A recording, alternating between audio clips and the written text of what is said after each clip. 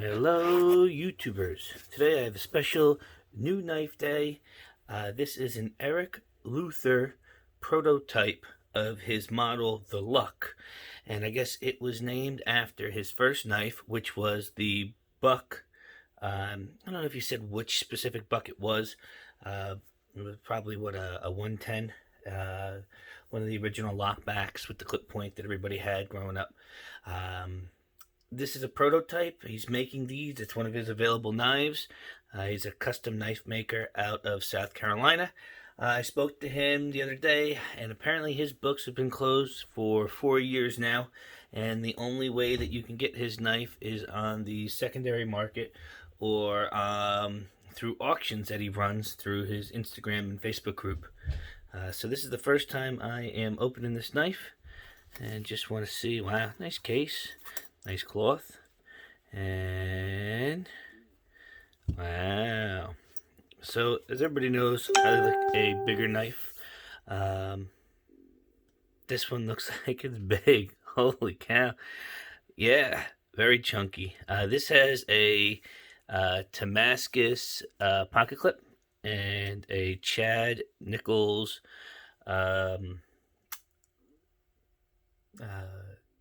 Damascus or Damasteel blade, and I believe the back spacer is Zerk.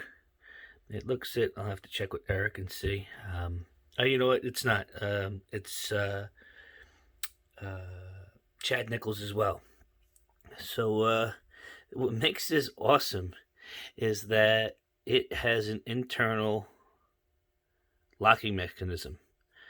So both of the scales are the show side, and he did this because he wanted to use all of this space for the show side, Damascus or Makudi, or all the different types of style patterns that one can have that are typically on the blade side, such as my Anton Boudica, and not have to skip out on it on the lock side.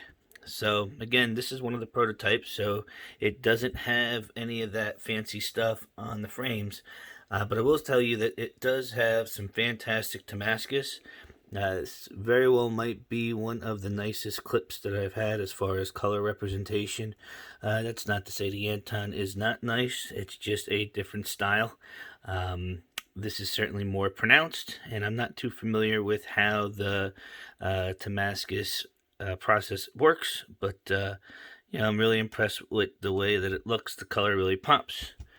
Everybody knows one of my favorite things about knives is the thwack and how they open.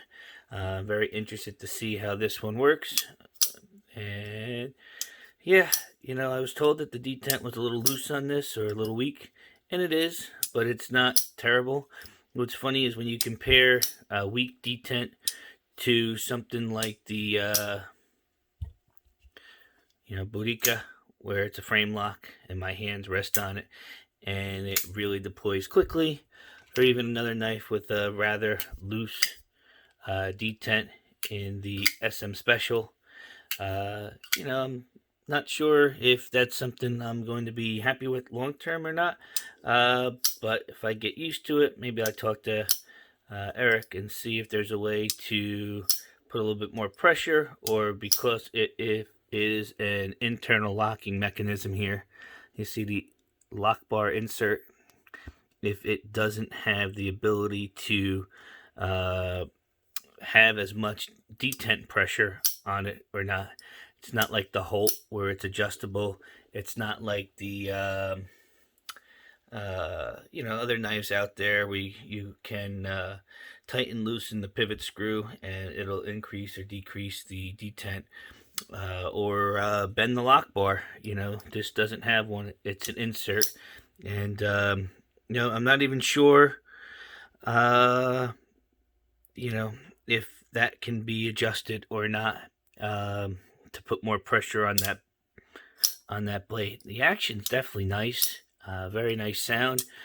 I'm definitely digging it. There's no doubt about that. I think I'm going to enjoy having this knife. It's very solid. I think anybody that gets their hand on a Luck is going to really enjoy it. You know, is it, you know, this isn't as light. You know, what makes it better, I guess you could say, is that there's no resistance. It's a straight down flick. And I mean, it is very easy. Not like the Shiro, not like the Boudica, where, you know, you really got to push forward. You know, like, the first flipper I had that was a high-end flipper that wasn't assisted was a Hinderer XM18. And one of the things that you look at when you see an XM18 is you could pull down or you could push. This is definitely not one that you're going to want to push. I mean, look at it. You still can. I'm telling you. You know, and this is one of the things that you get when you first have a knife and you try and compare it to something that you've had, something that you like, something that you're familiar with, something that you put in your staple on, or this is your benchmark. You know, to compare that to that without giving it its full pace, this is certainly growing on me. I didn't think that it would after that first flick, but once you get the hang of it, I mean, it is very comfortable. Great ergos. You could choke up and get the little choil here. You could use this knife and have no problem with it. Have it be pretty in the pocket with that Damascus clip.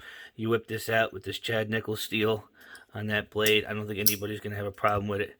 I think one of the things Eric Luther says, if you wanted to do a spa service on this, you could send it to Sean Campbell, and I believe he could do whatever you wanted to do on the finish. If you wanted to have anodization, any type of colors, you know, obviously as a prototype, I'm not sure I would do that, but it is one of the things that I guess, I don't want to call them collaboration, but that's who Eric recommends you reach out to. So, yeah, this is nice. Okay. I can't wait to put it in the pocket and see. I mean, it's fucking chunky. There's no doubt about that. And, you know, that speaks volume into Anton's Boudica. It's a big knife. There's no doubt about that. But look how slim that profile is. I really like that. I carried this on Sunday for the first time, and you didn't even realize it was there. He does a great job with the pocket clip. So I have a couple other knives that I purchased recently that I wanted to buy in order to compare other customs that are out there. I have my first custom, you know, I mean true custom, the Boudica, South African maker, and I wanted to compare it against some of the American makers, NCC, BBK, NCC BB1 or BB2. Shit, I don't even know what the hell I bought. It's a NCC BB1 V2 and a Simeon Yeti flipper with a Spidey hole. So I'm certainly interested on those two, and I'd like to, you know, really get an understanding of how some of the North American custom knife makers are doing their work and compare it against the South African. And I'm very excited to have that opportunity. I do think that this is a special knife. Being a prototype, I don't know how many of them are out there, but I am certainly excited. You know, I literally just unboxed this, and I'm interested to see. Oh yeah, look at that. Yeah, cool.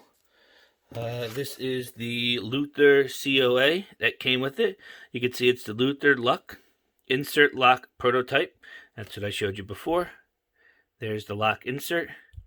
The serial number, titanium scales with Damascus clip with a Chad Nichols boomerang core, and the backspacer. I got a blade and backspacer. Yeah, so they're both Chad Nichols.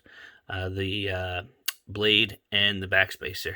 This was made on April 5th in 2021, and you know, I'm very excited to compare it against some of the other customs I have coming in. If you looked at the channel, customs are new to me. Please go easy on me.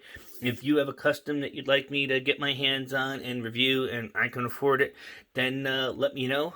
Please leave a comment, subscribe, and let me know, because I'm really enjoying comparing these knives to, again, some of the other knives that I've had here. And, you know, I do it for you guys. So if you have any questions, don't hesitate to give me a shout. This is Joe Bravo at MOEBRAVO Knife Reviews. Have a great day.